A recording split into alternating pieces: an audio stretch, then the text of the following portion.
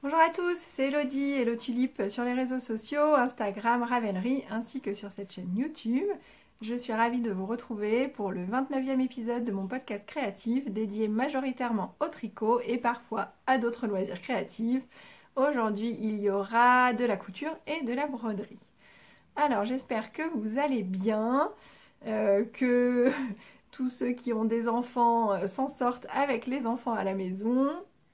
Ici ça va, donc là nous sommes jeudi 15 avril, donc c'est les vacances scolaires, mais je travaille et les enfants sont à la maison, donc c'est pas forcément évident à gérer, mais bon à part ça, ça va.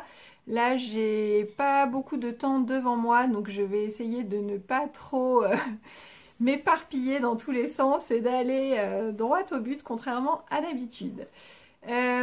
Voilà, vous pouvez admirer, je sais pas ce que ça va rendre à la caméra, mon magnifique bronzage avec masque, puisque en ce moment je travaille dehors et qu'il y a du soleil, dehors mais masqué, donc voilà, j'ai des des belles couleurs ici et je suis toute blanche au niveau du masque, c'est magnifique. Bon, il va falloir que je remédie à ça, mais je sais pas trop comment, enfin bref, c'est pas très intéressant. Sinon, rien de particulier, hein.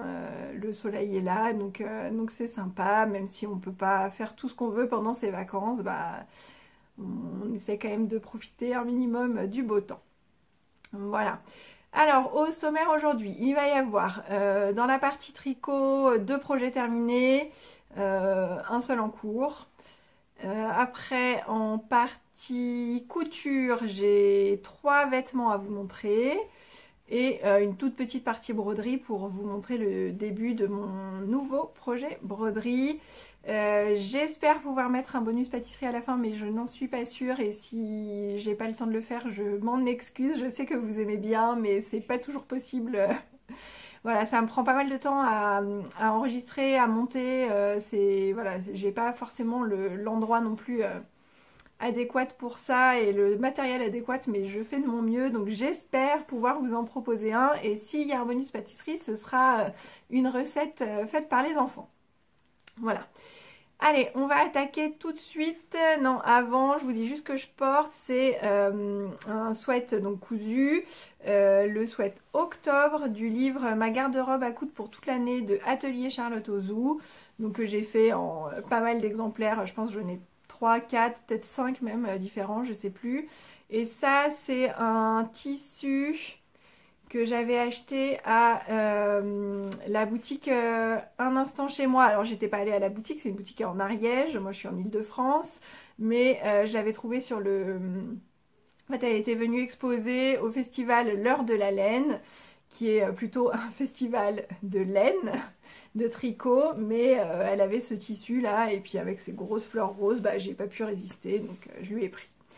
Voilà. Allez, c'est parti, on attaque le tricot. Donc en tricot, on va commencer par un projet que je vous avais montré en encours la dernière fois. Ce sont mes chaussettes autorayantes. Alors, je vous redis un petit peu tout sur la laine.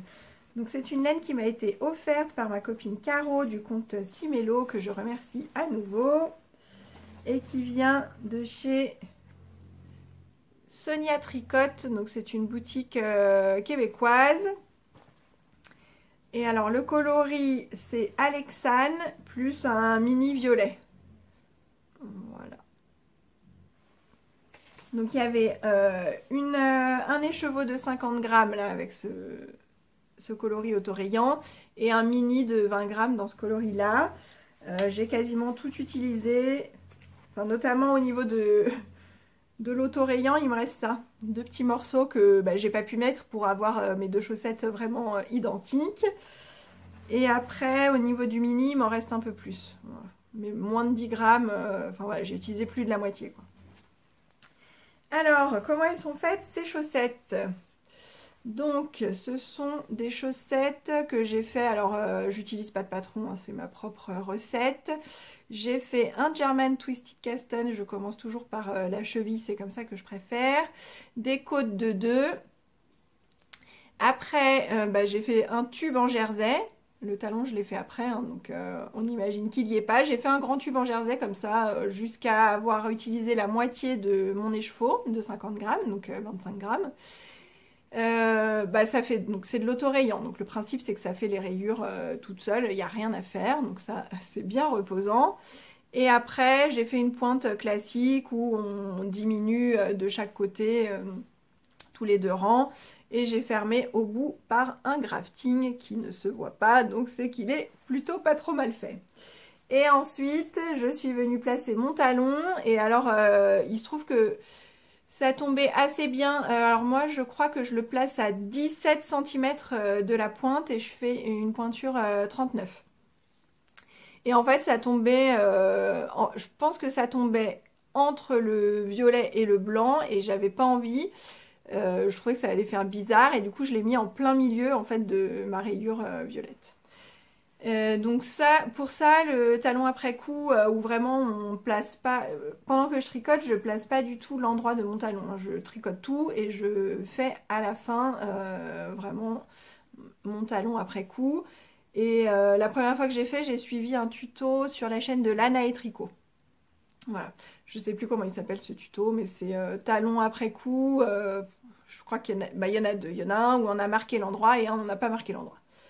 Voilà, et donc le talon, c'est comme une pointe, hein. Je diminue régulièrement de chaque côté, tous les 2 rangs. Et à la fin, pareil, le grafting. Voilà, donc c'est vraiment tout bête. J'ai fait en sorte d'avoir les 2 chaussettes identiques au niveau des rayures. Et voilà, ça marche très bien, c'est pratique, je les adore. Au niveau des coloris, c'est tout ce que j'aime, hein. Caro s'est pas trompée, c'est clair que c'est tout à fait mes couleurs. Et alors là, je vous les présente sur des bloqueurs, mais en fait, elles sont pas bloquées. Parce qu'habituellement, je les porte une fois et après, je les lave. Et je les laisse juste sécher à plat, je les bloque pas sur les bloqueurs, en fait. Les bloqueurs, c'est juste pour vous les montrer que ce soit plus simple. Voilà, mais là, du coup, je les ai pas encore portés parce que je préfère vous les montrer encore bien jolies dans le podcast et puis je les porte après. Voilà, donc une paire de chaussettes que j'adore. Donc ça, c'était pour c'était parce que j'avais envie de les faire, mais aussi ça rentrait dans le cadre du cal Miss Chaussettes. C'était au mois de mars, on faisait des rayures. Donc moi, j'ai choisi le plus simple, la laine autorayante. Je ne me suis pas cassé la tête. Deuxième projet terminé. Donc celui-là, je vous en avais aussi parlé la dernière fois, mais je ne vous l'avais pas bien montré. C'est le pull Lady Loé que j'ai testé pour Triple L de bague. Donc là, vous voyez un pull tout bête en jersey, mais en fait, la particularité, c'est la dentelle sur les manches. Je vous en parle juste après. Je vous montre la laine. Donc, voici ce qu'il me reste. Alors, c'est un peu moins orange et un peu plus rosé que ça. Mais après, je dis ça, mais en fait, c'est par rapport à ce que moi, je vois dans mon retour. Sauf que quand je fais le montage après sur l'ordinateur, je vois pas tout à fait la même chose. Donc, je préfère pas trop dire.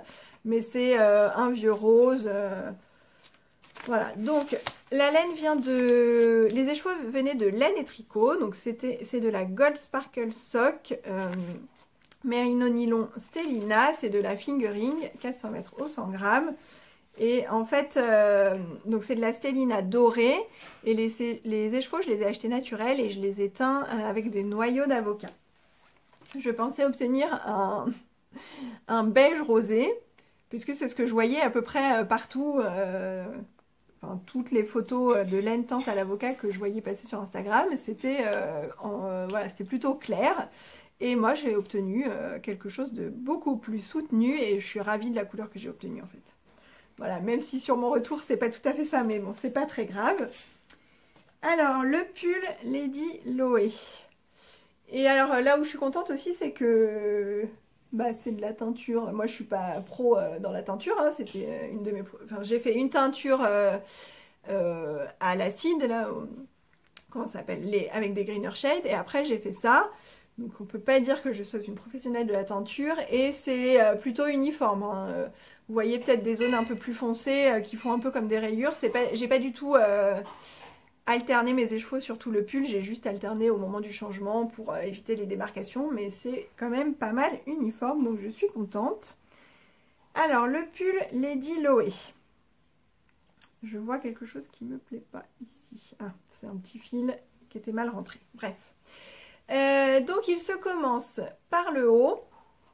En fait, on commence par tricoter une petite bande de dentelle que je vais essayer de vous mettre sur le fond blanc pour que vous la voyez mieux. Donc on tricote à partir d'ici cette petite bande de dentelle, on s'arrête ici. Et après, on va relever les mailles de chaque côté pour former une épaule, un devant, une épaule au niveau du devant. Puis de l'autre côté, pareil, l'autre épaule, toujours au niveau du devant. On fait des augmentations pour l'encolure et à un moment, on ferme l'encolure et on rejoint nos deux épaules et on tricote jusqu'à l'emmanchure. Voilà. On relève de la même façon le long de la bande de dentelle pour le dos. On monte des mailles, on relève l'autre épaule côté dos et on tricote de la même façon jusqu'à sous l'emmanchure. Puis on peut enfin rejoindre en rond et dérouler tout le corps en jersey avec quand même sur le côté une petite maille torse pour faire une fausse couture. C'est voilà, c'est un petit détail que moi j'aime bien. Déjà j'aime bien l'idée de la fausse couture sur les côtés. Je trouve que ça délimite bien en fait. Et puis voilà, ça permet de rythmer un minimum le tricot, d'avoir un petit truc à faire, une petite maille torse à faire de temps en temps. Voilà, bien que moi le jersey ça me dérange pas du tout. Le jersey en droit évidemment. Et enfin des mailles torse pour les côtes et on rabat. Alors moi pour rabattre, j'utilise, je vous l'ai déjà dit, j'utilise une méthode que j'ai trouvée chez Lucille Atelier Design quand j'ai tricoté le gilet Ariane. Et alors je connais pas le nom de... Il faut vraiment que je me penche sur le sujet, je suis sûre que ça a un nom. En fait, on contrarie les mailles, en fait, au lieu de les tricoter comme elles se présentent, on les tricote à l'inverse. C'est-à-dire qu'une maille en droit, on va la tricoter à l'envers, une maille envers, on va la tricoter à l'endroit. Et en même temps, on va en fait faire passer sa maille d'une aiguille à l'autre en mettant le fil devant ou derrière, ce qui permet de créer la petite finition qu'on voit là et que j'aime bien. Voilà. Enfin moi j'aime bien, je trouve ça joli et puis bon c'est pas forcément spécialement élastique, quoique ça l'est peut-être un peu plus que d'autres méthodes, mais c'est surtout que je trouve que ça finit bien. J'en suis où? Oui, l'encolure, on relève les mailles tout autour, on fait des côtes torse et on rabat. Et ensuite sur les manches, on relève les mailles autour de l'emmanchure en venant récupérer les mailles de la bande de dentelle qu'on avait laissée en attente. Et puis, donc ce sont des manches montées, hein, on fait des rangs raccourcis pour former le haut de l'épaule, là, de la manche, l'arrondi, quoi. Et après, on tricote jusqu'en bas cette bande de dentelle, des côtes torse et on rabat. Voilà. Donc un pull assez simple, hein, il n'y a rien de compliqué. La dentelle est assez facile, hein, il faut savoir faire des jetés et des mailles ensemble d'un côté ou de l'autre. Donc j'ai jeté ou deux mailles ensemble et c'est tout ce qu'il faut savoir faire, savoir lire un diagramme. Mais en même temps, c'est une dentelle très lisible, donc le diagramme on s'en sépare assez vite, on s'en détache assez vite. Voilà, comme d'habitude, je rallonge toujours un peu le corps pour les pulls de Magdalena parce que moi j'ai un buste un peu plus long et j'aime bien les pulls qui tombent juste sous la ceinture du jean, quoi. Mais à part ça, j'ai fait ici une toute petite modification au niveau de l'encolure. Normalement, j'aurais dû rejoindre 4 rangs plus haut et en fait j'ai fait 2 jeux d'augmentation supplémentaires, mais enfin voilà, ça fait 1 cm de plus de creuset au niveau de l'encolure. Et c'est tout. Je vais l'enfiler et je vais vous montrer ce que ça donne sur moi. Alors voilà, je l'ai enfilé. Alors je suis pas vraiment habillée de la bonne façon pour vous montrer ce pull parce qu'en dessous j'ai un t-shirt noir à manches longues. puisque bah, en ce moment je travaille en extérieur et il fait pas si chaud que ça, donc faut quand même bien se couvrir. Donc voilà la dentelle le long de la manche. Et je suis en legging, désolée, mais c'est journée de travail. Voilà, du coup le pull, bah, il est bien, j'ai un peu d'aisance pile comme j'aime. Il arrive pile à l'endroit que j'aime bien. Dans le dos, il n'y a rien de particulier non plus. Sur le côté, là, on voit bien la fausse couture, la dentelle des manches. Enfin, c'est un pull hyper simple à porter, en fait, hyper facile à porter. La dentelle, elle n'est pas sur toute la manche, donc c'est vraiment discret. Enfin, c'est top. Parfait pour le printemps sans sans le t-shirt manche longue en dessous. Voilà, donc ça ce sont les deux projets que j'ai terminés ces 2-3 dernières semaines. Je ne sais pas de quand date l'épisode précédent, j'ai pas eu le temps de regarder. Alors il se trouve qu'en ce moment je ne tricote pas. J'ai mon souci à l'épaule qui est revenu, mais parce que en même temps, enfin bon, je suis tombée chez moi. Je me suis fait mal, bref, de toute façon je suis cassée de partout en ce moment, c'est la catastrophe. J'ai fini le pull samedi matin, alors que le modèle sortait samedi. J'étais un petit peu en retard sur le test, mais en même temps, voilà, je tricote assez peu ces derniers temps, hein, je dois bien l'avouer. Et depuis samedi, je n'ai pas tricoté, sauf, voilà, mon tricot de la semaine. Voilà, voilà. C'est formidable. Donc j'ai pas grand chose à vous montrer. Au niveau des encours, bah, j'ai toujours 3 encours de 2020 qui traînent dans l'armoire et que j'ai pas repris. Et sinon de 2021 il me reste le pull Sweet Pea bah, que j'y ai pas touché du tout en fait. Et ça. Voilà, nouvel encours et c'est tout. Je suis un peu dans un creux là, j'avoue. C'est pas... Le tricot, c'est pas top en ce moment. Mais bon, ça va revenir. J'ai un peu moins... Enfin, je suis allée chez l'ostéo. L'épaule, ça commence à revenir, voilà, un peu mieux. Je vais faire mes petits projets tranquilles et puis ça va aller. De toute façon, c'est pas un concours hein, de celui ou celle qui tricote le plus. Hein. On tricote comme on peut, quand on peut, et voilà. Alors, qu'est-ce que c'est que ça que je tiens depuis tout à l'heure, mais dont je ne vous parle pas? C'est un début de chaussette par la pointe. Oui, oui, je sais. Normalement, je fais par la cheville, mais là, c'est par la pointe. C'est un test pour Estelle. Elle a changé son pseudo Instagram. Mince, j'ai pas retenu parce que c'était Estelle Bag, mais j'ai pas retenu son nouveau pseudo. Donc, bon, je vous le mettrai de toute façon en barre d'infos, en dessous de la vidéo. Donc, c'est un test que je fais pour Estelle. Il n'est pas secret, donc, mais bon, en même temps, je vous dévoile pas grand-chose. Mais enfin voilà, quoi qu'il en soit, il n'est pas secret et ça devrait sortir début mai, donc j'aurai le temps de vous en reparler. Donc je commence ces petites chaussettes par la pointe. Et puis là, j'ai tout juste commencé, il va y avoir un petit motif avec des torsades. Et ça tombe bien parce que le cal Miss Chaussette, en avril, il faut faire des torsades. Donc c'est parfait, c'est pas forcément parfait pour mon épaule, mais c'est parfait pour le cal. La laine que j'utilise, j'ai pas d'étiquette, je suis désolée. C'est une laine qui m'avait été offerte dans un calendrier de l'Avent qu'on avait fait dans le cadre du stage sous contrôle. Bah, je crois que c'était la première année du stage sous contrôle, ou la deuxième, je sais plus, mais en tout cas ça remonte.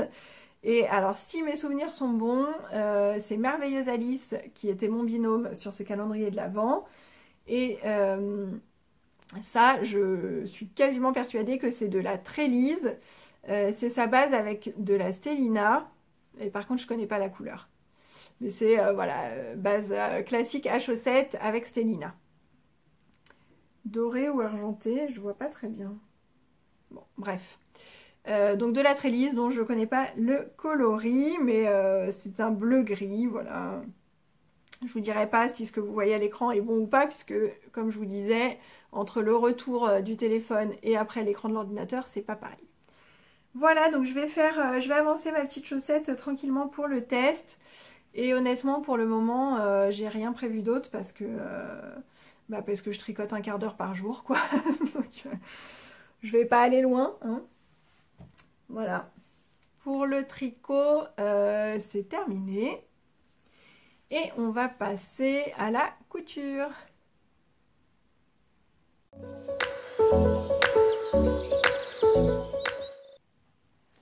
Alors, en couture, j'ai à nouveau cousu des blouses puisque je suis toujours à la recherche de la blouse parfaite pour moi, dans laquelle je pourrais couper, enfin le modèle dans lequel je pourrais couper mes précieux tissus imprimés, hein. Moi j'ai beaucoup d'imprimés que j'aime énormément et je ne sais pas en fait quel modèle faire avec.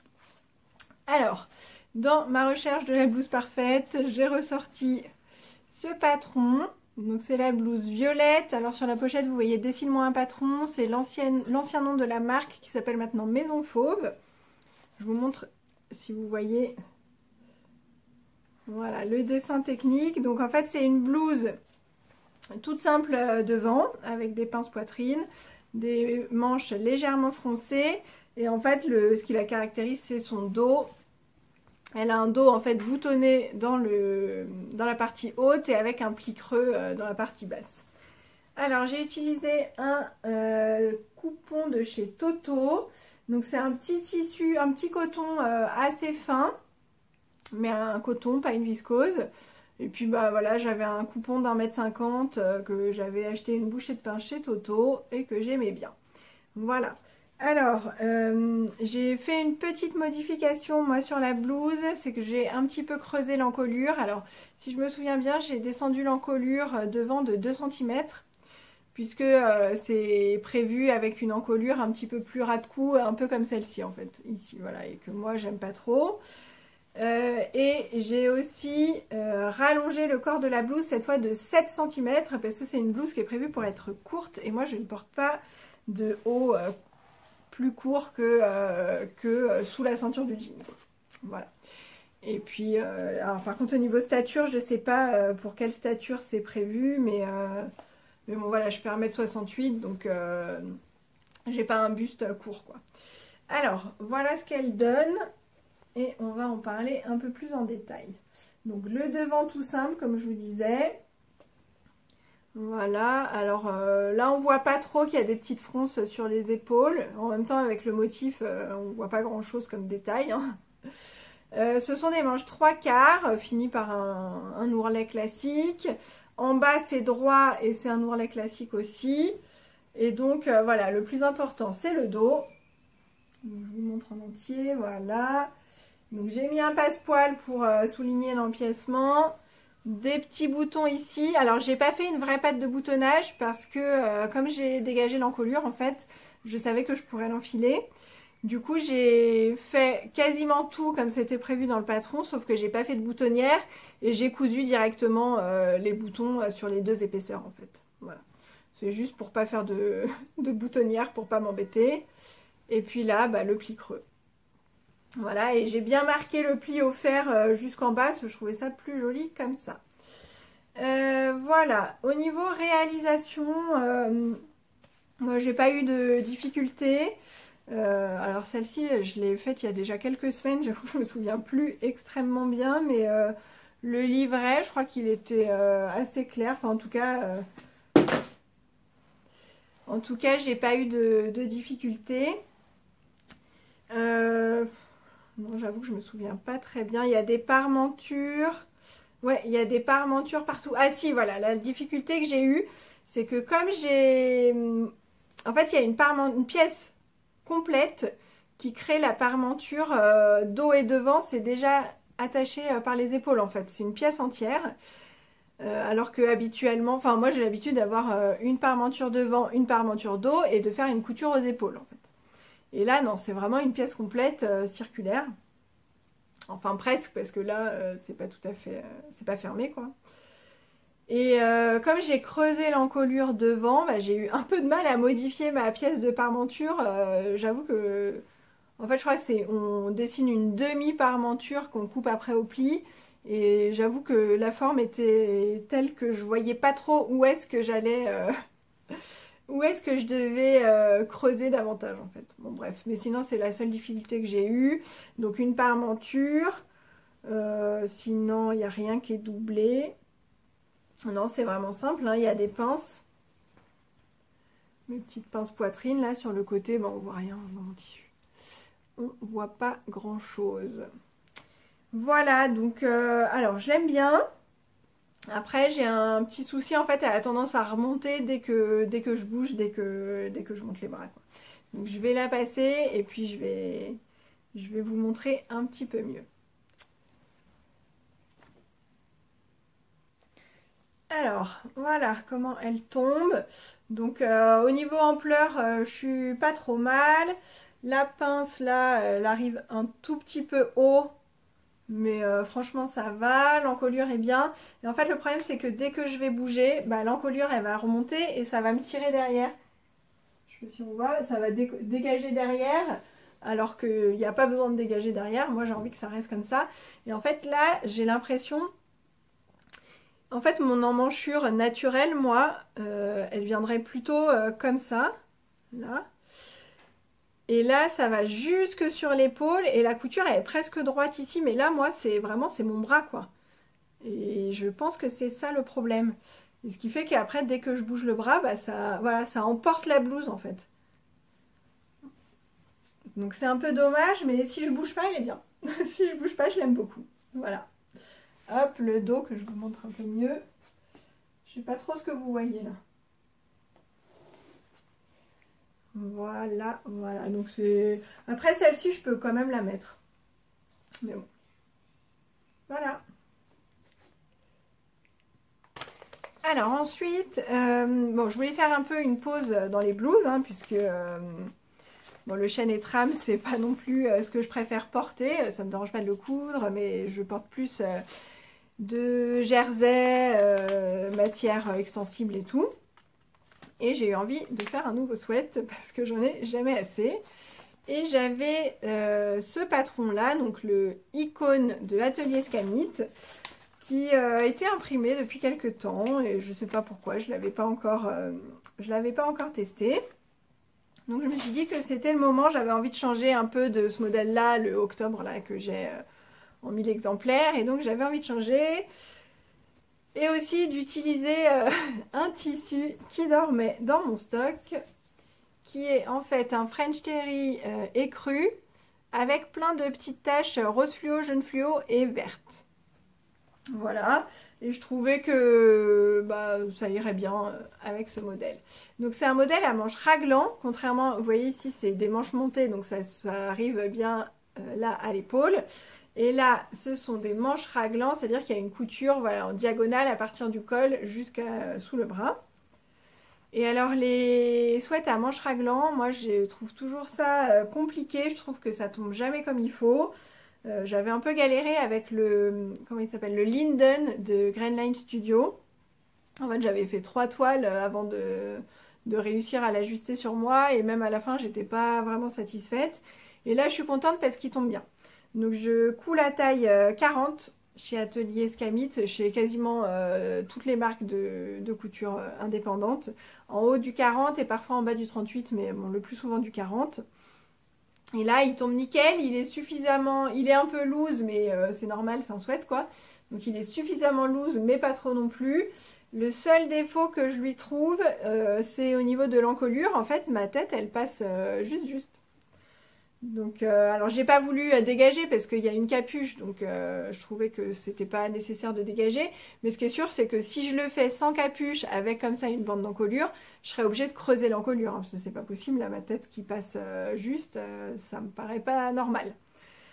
Alors donc, des manches raglants, une poche devant. Alors ça, c'est le genre de détail que je ne fais jamais. Et là, je sais pas, j'ai eu envie de tout faire. Et une capuche, voilà, qui se croise comme ça sur le devant. Alors normalement il y a des œillets ici et on passe un cordon tout autour, et bon moi j'avais pas ce qu'il fallait, donc je l'ai pas fait. Je sais pas si ça change beaucoup. Après la capuche en fait là elle a tendance à bâiller un peu, donc peut-être qu'avec le cordon ça l'aurait mieux placé, mais bon c'est pas très grave. Et alors j'avais pas de bord-côte beige. Et j'avais pas non plus de bord-côte fluo, donc j'ai trouvé ce vert qui va pas trop mal en fait. Voilà, donc j'ai mis du bord-côte au poignet, du bord-côte en bas. Et ça me fait un joli sweat à capuche. Je sais pas si on peut le voir en entier. C'est dur. Voilà. En fait, à la base, j'avoue que j'étais partie pour faire la version sans capuche. Mais ce tissu il vient de chez Mondial Tissu. Et je crois que j'avais pu commander que par multiple de 50 cm. Donc j'avais 1,50 m. Et en fait, il restait un bout de tissu dont j'aurais rien pu faire. Et en fait, la capuche et la poche passaient pile dedans. Donc je me suis dit, allez, on y va. Voilà, la capuche, elle est faite en 3 morceaux. Donc il y a 2 morceaux arrondis pour l'extérieur et une bande comme ça. On voit peut-être mieux de là. Et en fait, les bandes s'alignent avec les coutures raglan dans le dos. Voilà, alors chez Atelier Skymit, bon, les explications sont plutôt bien faites. Après, je trouve que, en fait, il y a des vidéos sur le site et sur une chaîne YouTube. En fait, ça redirige vers une chaîne YouTube. Et pour moi, chez Atelier Skymit, les vidéos sont assez indispensables, en fait, en complément du livret. Elles donnent plein d'informations et tout. Et je trouve que la vidéo est vraiment mieux faite que le livret. Voilà. J'ai pas eu de difficulté à le coudre, j'ai juste un tout petit peu mal géré là au niveau de la capuche, vous voyez, bon, il y a un fil qui dépasse, mais c'est qu'en fait, j'ai pas tout bien pris ici là. Voilà, normalement ça devrait venir se coudre un peu plus par-dessus, mais bon, c'est pas très grave. Sinon, pas de difficulté en particulière. J'assemble à la surjeteuse, c'est quand même assez facile. Il y a juste au niveau des poches où voilà, ça demande un peu plus de travail. Là, il y a un petit tourlet à l'aiguille double. Et oui, enfin voilà, des surpiqûres faites à la machine à coudre, puisque là, la surjeteuse ne peut pas passer. Voilà. Mais sinon, tout ce qui est bande de bord-côte, les manches, la capuche, j'ai tout assemblé à la surjeteuse. Et pareil, là, il y a une surpiqûre devant. Et en fait, normalement, cette surpiqûre, elle se fait plus éloignée du bord pour pouvoir justement créer une coulisse et passer le cordon. Voilà, donc moi, je l'ai juste fait plus près. Voilà, bah pareil, je l'enfile et puis je vous montre.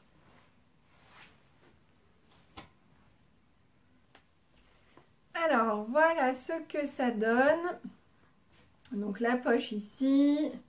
Voilà, les manches sont bien longues et ça, c'est parfait pour moi parce que je déteste quand ça remonte. Là, vous voyez la capuche, au niveau de l'encolure, ça tombe bien. J'ai pas mal d'aisance, hein, ici, j'ai pas mal là. Voilà, et le seul petit défaut, c'est qu'en fait, quand je mets la capuche... Alors là, en plus, j'ai les cheveux attachés, donc c'est pas terrible. Voilà, vous voyez, ça... je pense que là, ma couture s'est un petit peu étirée. Et du coup, ça baille un peu, mais bon, c'est pas très très grave. Et après, quand j'enlève la capuche, je trouve que derrière, voilà, elle se place pas très bien. En fait, elle se place pas très naturellement, ça fait pas très joli. Alors après, c'est pas grave. Moi, je me vois devant et ça me va bien comme ça. Et enfin, comme j'étais partie dans Atelier Skymit, j'ai ressorti la blouse Bipréti, enfin ressorti, je ne l'ai jamais cousue, hein, mais en fait elle était, je l'avais en PDF depuis très très très longtemps, je l'avais jamais imprimée ni rien, donc j'en ai profité, j'ai imprimé le patron, assemblé tout ça, et j'ai cherché un tissu pour faire une toile. Et là, je ne suis pas très satisfaite de mon choix de tissu en fait, donc j'ai pris un tissu comme ça que j'ai acheté chez Benitex, donc c'est une commande que j'ai faite en ligne. Et en fait, si j'avais été en magasin vraiment, en tout cas sur place, je l'aurais sûrement pas pris, parce qu'en fait, donc c'est une viscose, mais une viscose, après on va pas trop voir là, mais une viscose lourde, ça fait un peu sergé de viscose en fait. On voit bon, on voit pas grand chose. Il y a des diagonales un peu, donc pour moi c'est un tissage sergé. Et en fait c'est assez épais, assez lourd. Et c'est pas, je pense que c'est mieux pour une jupe ou quelque chose comme ça. C'est trop lourd pour moi pour faire une blouse. Et du coup, bon, ça rend pas trop ce que je veux. Et ça clairement, c'est une toile qui ne sera pas portable. Donc je suis un peu dégoûtée parce que je m'étais pas mal... appliqué au départ, et puis après une fois que j'ai vu que ce serait pas portable, j'ai un peu lâché l'affaire. Mais bon. Bref, je pense, enfin, c'est peut-être dû à mon choix de tissu, mais pas que. Donc, bon, à voir. Alors, la blouse Be Pretty, c'est une blouse avec des empiècements épaules, mais sans fronce. Puisque la dernière fois, je vous avais dit sur l'une des blouses que j'avais cousues que les fronces ici, moi, ça a créé trop de volume à un endroit où ma poitrine est creusée, donc où il n'y a pas de besoin de volume. Il y a des pinces poitrine.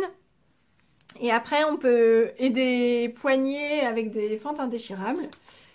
Et derrière, il y a un empiècement avec un pli creux. C'est un pli creux? Je sais plus. Oui, c'est un pli creux. Et on peut insérer des froufrous en fait dans les empiècements épaules et dos. Voilà, moi j'ai pas mis de froufrous, j'ai même pas mis de passepoil ni rien. Là où je me suis bien appliquée, c'est qu'en fait on a un empiècement doublé et une parmenture devant. Voilà, qui sont assemblés ensemble. Donc bah voilà, faut faire des jolies finitions. Pour faire des jolies finitions, j'ai fait la technique du burrito. Donc c'est ce qui est préconisé dans les explications, hein. Alors là, clairement, si j'avais pas eu la vidéo, j'aurais jamais réussi à coudre cette blouse. Pour moi, là, le livret, il n'est pas du tout suffisant si on n'a pas beaucoup d'expérience en couture, ou en tout cas en couture avec voilà, un empiècement doublé ou des choses comme ça. Moi, non, le burrito, je l'avais fait déjà une fois sur la robe Mana de l'ancienne marque Chez Machine. Et je l'ai faite la dernière fois pour ma blouse, la blouse de PM Pattern. Alors que c'était pas préconisé, mais je l'ai quand même fait. Je m'en suis sortie sans problème. Et là, en fait, je me suis retrouvée devant le truc et je n'y arrivais pas. Je voyais pas dans quel sens roulait le truc. Voilà. S'il n'y avait pas eu la vidéo, franchement, je ne sais pas comment j'aurais fait. Sur le livret d'explication, en fait, c'est un tissu noir. On ne voit rien du tout sur les photos. Donc, c'est un peu compliqué. Voilà, mais bon, je m'en suis sortie grâce à la vidéo. Qu'est-ce qu'il y avait d'autre? Les fentes de poignée. Alors j'ai pas fini parce qu'en fait j'ai pas mis de bouton, mais comme je vais pas la porter, je vais pas m'embêter à faire une boutonnière et à coudre un bouton, hein, ça sert à rien. Mais donc j'ai fait mes premières fentes indéchirables. Voilà. Alors c'est pas super, hein, j'ai des plis ici et tout, mais bon voilà, pour une première c'est pas trop mal. Je m'en suis pas si mal sortie que ça. Au moins je sais comment ça marche. Et la prochaine fois, sur un tissu peut-être qui se dompte un peu mieux, ça ira. Voilà, et la deuxième, là. Alors, qu'est-ce qui ne va pas sur cette blouse? J'arrête pas de vous dire qu'elle n'est pas portable, mais vous ne savez pas pourquoi. En fait, là, mon encolure, elle baille complètement. Alors, je pense que le tissu s'est un peu étiré quand j'ai assemblé la parmenture au devant de la blouse, mais donc ce qui est aussi un peu de ma faute puisque je n'ai rien entoilé. En fait mon tissu étant lourd déjà et épais, je me suis dit que si j'entoilais ça allait pas être possible quoi, ça allait encore plus alourdir le truc. Voilà, j'avais l'impression que ça s'étirait pas. En fait franchement c'est pas un tissu qui a de la souplesse, hein. Il est rigide mon tissu. Donc je me suis dit que ça irait et en fait bah ça n'a pas été. Donc l'encolure, certes, c'est un peu étiré à la couture, mais je pense que c'est pas que ça qui fait que ça baille. Et en fait, en cherchant, enfin voilà, j'ai vu sur plein d'avis différents que l'encolure baillait assez souvent. J'ai pas tellement envie de découdre pour reprendre ou quoi que ce soit. En fait, j'ai l'impression, bah, je vous montrerai quand je vais l'essayer, mais cette couture-là, là, d'empiècement, j'ai l'impression qu'en fait... là, il faudrait que enfin, je pourrais gagner quelques centimètres dans la marge en fait, ouvrir un peu, mais bon, le problème c'est que la manche après, elle serait plus adaptée à l'emmanchure. J'ai l'impression que moi, il me manque un petit peu de centimètres au niveau de l'emmanchure, et du coup, ça descendrait tout, ça descendrait aussi la pince que je trouve un peu haute et un peu longue, elle vient trop là vers le devant. Et en fait, je pense que ça irait, mais j'avoue que j'ai pas du tout envie de défaire. Et de toute façon, mon tissu, il marque énormément. Et là, les points de couture, ils se verraient trop, je pense. Donc, voilà. Bon, je vais la mettre sur moi et je pense que vous verrez mieux parce que là, c'est pas très clair ce que je dis. Alors voilà, bah, vous voyez tout de suite, hein, le problème est là. Donc c'est vraiment au niveau de cette couture-là. Il y a trop de matière ici, ou alors pas assez ici, parce que là, moi, ça me tire très légèrement ici, en fait. Donc je pense que c'est plutôt ici qui me manque un petit peu. La pince, alors je sais pas si vous la... Voilà, la pince, elle arrive là. Moi, ma poitrine est plutôt là. Donc pareil, hein, si je pouvais descendre un peu ça, ce serait mieux. Mais voilà, je me sens pas de la porter comme ça, en fait. Je sais pas, voilà, si je me tourne, voilà, là, vous voyez bien tout ce qu'il y a en trop. Parce que là, de face, ça se voit pas forcément très bien. Mais si je me tourne, là, ça se voit très très bien. Et franchement, j'ai pas l'impression que ce soit vraiment le tissu qui ait été étiré. Hein. Si on remonte là, ouais. Voilà, après, sinon le reste, bah, ça tombe pas trop mal. Hein. Bah, y a la pince qu'il faudrait baisser. Mais bon, ça, c'est pas très compliqué de baisser une pince. Et sinon, au niveau longueur, ça va. Oui, avec mon legging, c'est magnifique. Les poignets, bah, c'est pas trop mal, mais... Voilà, ça irait, hein, mais ça va pas. Voilà. Voilà, pour finir, on va parler un petit peu broderie, mais ça va aussi dans la partie couture, puisque le projet broderie que j'ai entamé, en fait, ça va être pour me coudre un vêtement. Alors, je vous montre. Donc, il s'agit du nouveau défi broderie de Julie Jolissonge. Je vous en parle très souvent, je vous remets en barre d'infos. Mais voilà, je pense que maintenant vous commencez à connaître. C'est donc son défi numéro 7 qui est un Secret Garden. Jardin secret pour ceux qui ne parlent pas anglais. Et donc voilà où j'en suis. Je ne suis pas tout à fait à jour, mais j'ai déjà fait donc, les petites feuilles là, les rameaux. Là, apparemment, ce sont des feuilles de trèfle. Je vais approcher. Feuilles de trèfle.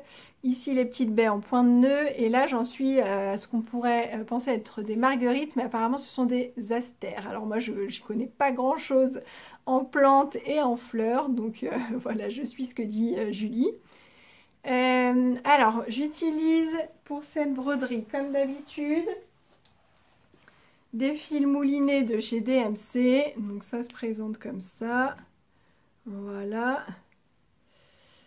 Donc j'ai ces coloris là pour le moment. Là je m'apprête à faire les cœurs des astères en jaune. Et sinon bah, je suis comme d'habitude hein, dans des tons de vert, rose, prune. Enfin comme d'habitude quoi. Voilà, donc tout se passe très très bien. Je suis pas tout à fait ces indications. Alors elle a fait cette broderie avec des fils qui viennent au verre à soie et c'est de la laine je crois. Et du coup c'est pas tout à fait pareil qu'avec du coton mouliné voilà, que ce soit chez DMC ou un autre. Moi j'ai l'habitude de broder à 2 brins. Et donc là c'est ce que je fais. Et elle parfois elle nous dit de prendre un seul brin ou de prendre 3 brins, etc. Et bon moi j'aime pas trop. Donc je reste classique avec mes 2 brins de coton mouliné. Et ça me va très bien comme ça. Et aussi, là, j'ai pas tout à fait fait ce qu'elle avait dit puisque j'ai fait du point de bouclette au lieu de faire des points lancés pour remplir. Voilà, mais bon, ce sont que des détails. Je pense que l'important, c'est le rendu global, général. J'adore. En fait, je m'éclate. Et comme je n'ai pas tricoté ces derniers jours, bah, je faisais ça. Et heureusement que j'avais cette broderie, en fait, pour occuper mes mains le soir. Parce que le fait de ne pas tricoter, bah, c'est un problème pour moi, j'avoue. Hein. Parce que si je tricote pas en fait je suis sur mon téléphone tout le temps et bon, c'est un peu nul quoi. Donc heureusement que j'ai cette broderie pour m'occuper, c'est très très bien. Et alors cette broderie elle deviendra une jupe. Alors là on voit un peu le bout du tissu. Ça en fait ça va être sur une poche. Je vais vous montrer mieux le tissu. Le tissu c'est un tencel qui vient du site Rascol, un tencel bleu clair. Alors là, il y a un peu de ton jaune qui vient là avec la luminosité, c'est pas terrible, mais c'est un peu plus froid que ça. Donc c'est un tencel bleu clair. Je vais en faire une jupe Justine. J'ai déjà fait une fois cette jupe, mais j'avais pas fait les poches. Et là, je vais mettre les poches. Et en fait, il y aura une des 2 poches qui sera brodée et l'autre non. Voilà. Je sais pas si j'ai... Ouais, voilà. La jupe Justine, c'est celle-ci. Voilà. Et là, en fait, juste au niveau des poches, moi, je vais pas faire le rabat. J'ai recoupé des poches, en fait, pour faire cette forme-là, comme ça, un peu arrondie, mais sans qu'il y ait un rabat. Voilà. Donc l'idée, c'est ça. Écoutez, on va s'arrêter là. Du coup, je ne sais pas encore à l'heure où je vous parle s'il y aura une partie pâtisserie ou pas. Je fais de mon mieux pour la faire. Et sinon, ce sera pour le prochain épisode, hein, c'est pas très grave. Je vous remercie de m'avoir écouté. Je suis désolée si j'ai été un peu plus speed que d'habitude, mais voilà, j'ai moins de temps. J'ai pas l'habitude de forcément travailler la journée ou alors d'avoir les enfants en journée, hein, mais là, voilà, ils sont là. Je travaille et du coup, j'ai moins de temps et je fais ça un peu en courant entre deux, quoi. Donc voilà, si j'étais un peu plus speed, qu'il y a des choses que j'ai pas trop détaillées, si vous avez envie d'en savoir plus, alors pour tout ce qui est tricot, mes fiches Ravelry sont à jour, normalement il y a tout écrit dessus. Si vous avez des questions parce que j'ai pas bien détaillé quelque chose, n'hésitez pas à me laisser un commentaire. J'espère du coup que cette suite de vacances scolaires va bien se passer. Si vous travaillez, que vous avez les enfants à la maison, bon courage. Si vous n'avez pas d'enfants, ou si vous... Bref, quelle que soit votre situation, j'espère que tout va bien pour vous. Et je vous dis à la prochaine. Allez, salut!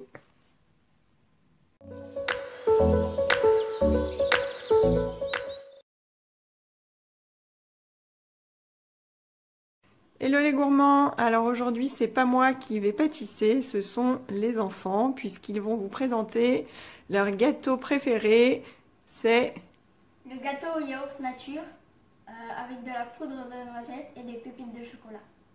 Voilà, donc dans un premier temps on va vous présenter les ingrédients dont vous aurez besoin, donc les ingrédients classiques pour un gâteau au yaourt. Alors il y aura un yaourt nature, il y aura 3 œufs, il y aura du sucre, de la farine, de la levure et de l'huile. Et donc pour que le gâteau au yaourt soit vraiment à leur goût, on ajoute de la poudre de noisette et des pépites de chocolat. Beaucoup de pépites de chocolat. Et on aura besoin comme ustensiles un fouet et un saladier. Et pour cuire le gâteau, un moule. Voilà, allez c'est parti. Alors, avant de commencer, comme d'habitude, on va préchauffer le four à 180 degrés et il va chauffer tranquillement pendant qu'on fait la préparation du gâteau. On commence avec le yaourt. Donc, on va verser le yaourt dans le saladier et ensuite, on lavera le pot pour le réutiliser pour mesurer le sucre et la farine.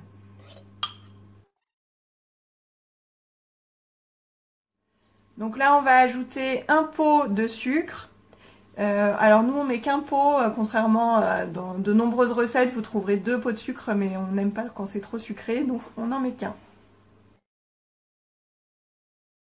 Et on va pouvoir mélanger.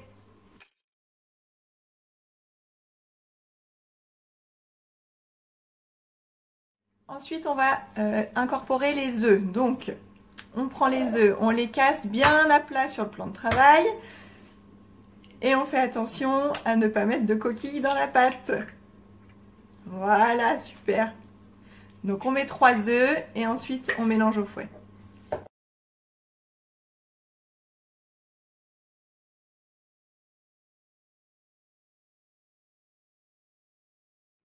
Alors Hugo, qu'est-ce qu'on fait maintenant? On verse 2 pots de farine et un demi-sachet de levure chimique. Donc pour la levure, un demi-sachet, ça correspond à une bonne cuillère à café.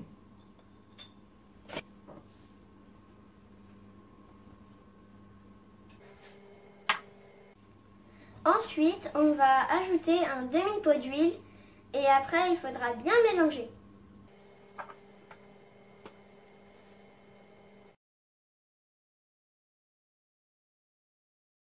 Ensuite, on va mettre un pot de poudre de noisette pour rendre le gâteau plus gourmand.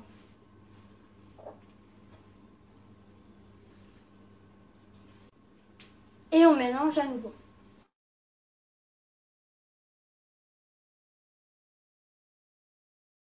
Et enfin, pour les grands gourmands, on va ajouter des pépites de chocolat. Alors là, la quantité, c'est à vous de voir. Hein. Ici, on met un bon gros pot.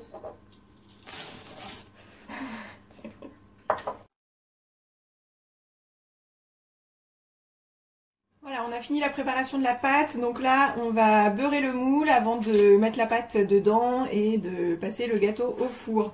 Donc je sais pas chez vous, mais ici, il y a un petit enfant qui adore beurrer les moules. Donc je lui donne un petit morceau de beurre et il s'en donne à cœur joie avec les doigts de beurrer son petit moule.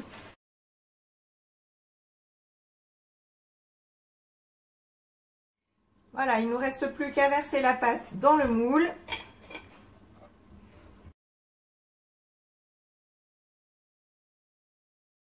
Voilà, on va mettre le gâteau au four pour 30 à 40 minutes. Au bout de 30 minutes, il faut commencer à surveiller la cuisson. Et donc pendant que je mets le gâteau au four, c'est là que les enfants en profitent pour lécher le plat.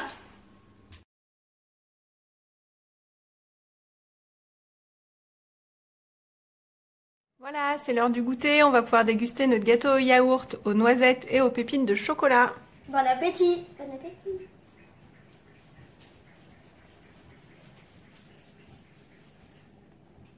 Allez, à bientôt!